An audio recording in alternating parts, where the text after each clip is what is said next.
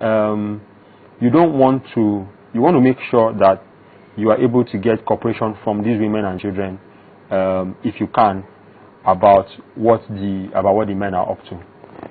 The women are likely to know a lot about what's going on, and if you can secure the cooperation of a few of them, you can get good intelligence. If you let them understand that, look, your men are doing so and so, and they're taking up arms against the state, and they're killing innocent people, and we cannot let it go on. So you need to help us to help you, so that you don't get caught up, you and your children caught up with this. So it is better to let them go, especially if you're not going to be able to have anything to try them with. It's better to just let them go. I thought it was actually very interesting that even children were being held, but then again, in war, I think. Yeah, there's plenty of use of child soldiers everywhere, so Somalia, Congo. So there is nothing to say that the children themselves may not even actually be involved in this.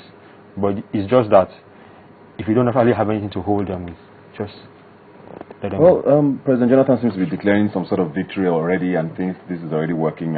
But like you said, most importantly, we need to find out how this can be sustained, because if this emergency really eventually ends, there's nothing that says they will not come back together. And exactly. We're all back to square one, and maybe even worse, because then they might be angrier. And exactly. Yeah. So, this week as well, it's very interesting. The Governors Forum finally held their election. I think it was almost more interesting than the general elections. Everybody was waiting for the results, and the underdog seems to have won. Yes. Rotimi Amechi of Rivers State. Yeah, Amechi, he went to a straight vote, and he won in what appears to be a fair vote. It's just an example. It's just one more example of how popular he may be, or it may also be an example of, the enemy of my enemy is my friend. It's just a matter of who you dislike less. We know that Amechi's style has a way it grates on people, but when your opponent is Jonathan and his advisors and the crude way they go about their own business, it's sort of easy to pick a side. If you have to hold your nose and vote for somebody, then you do that.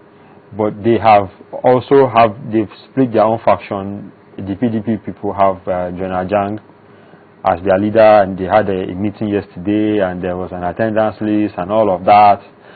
Well, the thing is, hopefully, at some point they realize that some of them have two years to go as public officials, and they will remember in all of this to put in place programs to serve the people where they are going about all this, because nobody cares. I don't care. I'm sure you don't care. Many people don't care. It doesn't necessarily benefit any Nigerian. It doesn't benefit, and this was happening during what was apparently a nationwide blackout. So who cares? I mean, I don't care. It doesn't give me light.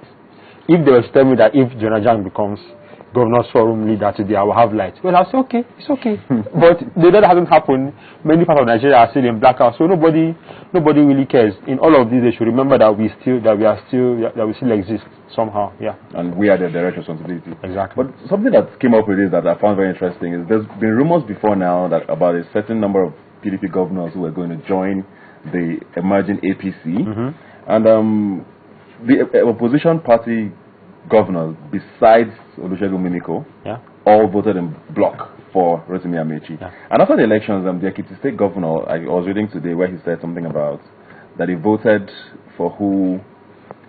They didn't necessarily vote for Amechi. They voted for the Governors Forum, not necessarily to challenge the president, but to make a statement that the Governors Forum is not dependent on the presidency. And there were all those people as well who the rumors I'm talking about, the Rivers State governor, Niger State, they all seem to also vote along these lines. But that's on the side now. What I also find interesting was when the Akwa Ibom State governor said the elections were rigged. And he seemed to have a fair point. Because the petition that was signed for Amechi to leave had 19 governors.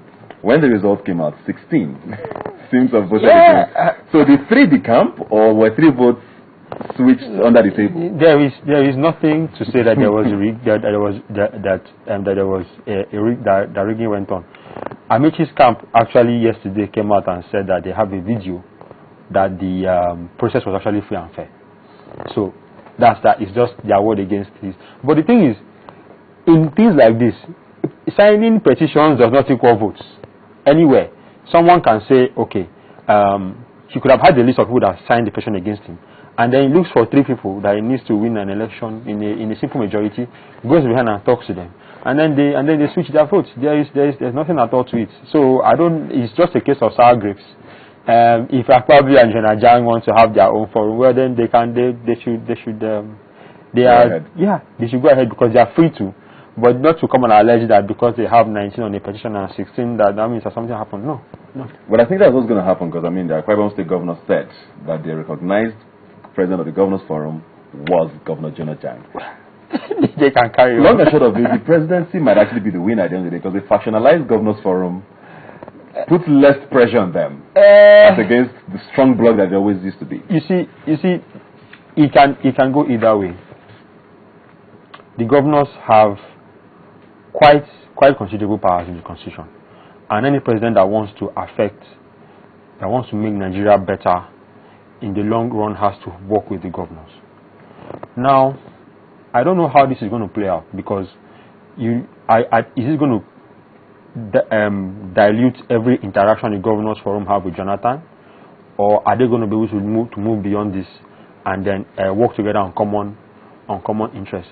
If it does become a split, it shows that Jonathan cannot work with perhaps the most powerful group of people in the country, and if he cannot work with them, then I don't really know where that leaves you, because they have control of state machinery, state funds. They're going to give them money and all of that. So if you are not going to be able to work with them, if you cannot influence them on matters of national importance, then it says a lot. Yes, it does. I think for me it's interesting that he's a product of the Governors Forum and all of this is happening. He's a product of the Governors Forum. So was Umaru Yar'Adua. So is Namadi Sambo. So and the next president of Nigeria is likely going to be a current or former governor. That's the way it becomes. So if you're not going to work with the most powerful bloc, how do you begin to move the country forward? I'm sorry, I don't know how you're going to do it.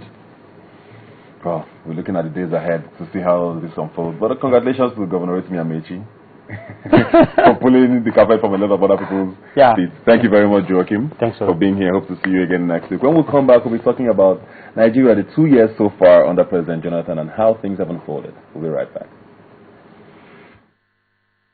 If your life has just got easier, you stay connected to Channels TV, where news and innovations are shaping our world. Simply log on to channelstv.com to get the breaking news. Browse the homepage according to what matters to you. Tap on the extended coverage of business, sports, politics, lifestyle, infotech, entertainment, health, world news, and lots more. Click on the live link and see the news in real time. Do you want to watch the latest video of the day? It's just a click away.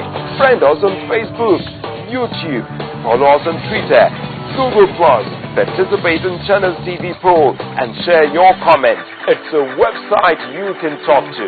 Your voice will be heard. ChannelsTV.com. The news at your fingertips. It opens with a gate of art. Moves into windows of creativity. She finds the only English word she knows from somewhere hidden in the belly of a 4'9" body, and instead of "I won't care," she greets us with "bye-bye." Branches into rooms of color.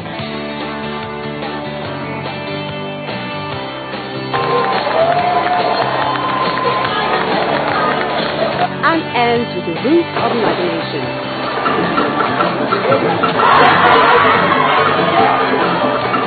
Walk into Art House. The pieces all come together at 9:30 p.m. every Saturday. Art House, life is art. From one nation to another, there must be a meeting point. Their ideas may be different, but they must work to agree on what's best for the people. Diplomatic Channel untangles the discussions to bring out what's really important. Because it is our world, and it's our right to know how their decisions affect us.